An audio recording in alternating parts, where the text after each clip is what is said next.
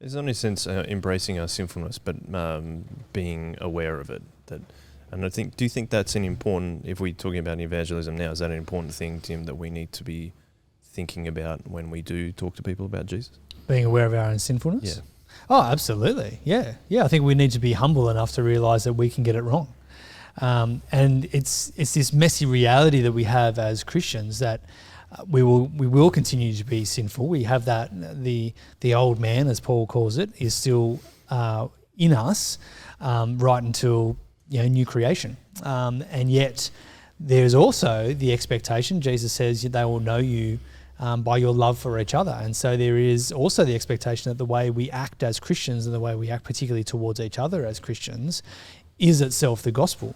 There was a common phrase when I was growing up that, don't look at me, just look at Christ. Like this kind of like, this good intention to say, don't look at me if you want to know what Jesus is like, because I'm sinful, and you just need to look at Jesus. And there is a truth to that, but there's also the flip side, which is actually, no, the Bible tells me that my life is that witness of Jesus. So you need to hold those both to intention, that I am going to get it wrong, and yet I'm also expected to get it right. And so as we hold those two things in tension, and we realise that what is true of me for that, and is also true of others in that, is to be able to hold those things loosely.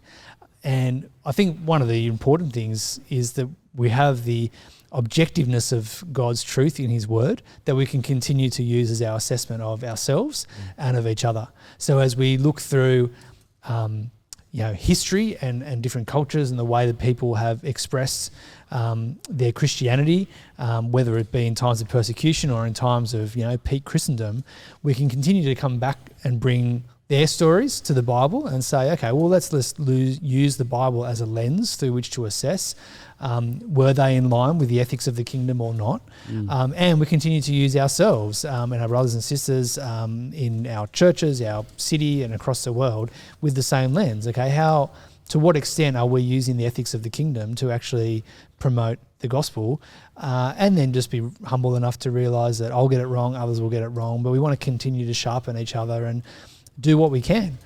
The really humbling thing in all of this is that God doesn't have to use us, but he chooses to.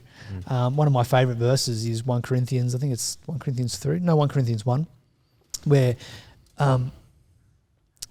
Paul calls us his co-workers, so Jesus' co-workers, like we are God's co-workers. And I just think that's remarkable, because God doesn't have to use us. He's very capable of growing his church without us, and yet he chooses to use us in our fallibility, in our brokenness, in our redeemed sinfulness, to continue to do his work. And it's a really beautiful thing to be called up into that. But it helps us to be humble in the way that we assess ourselves and world history.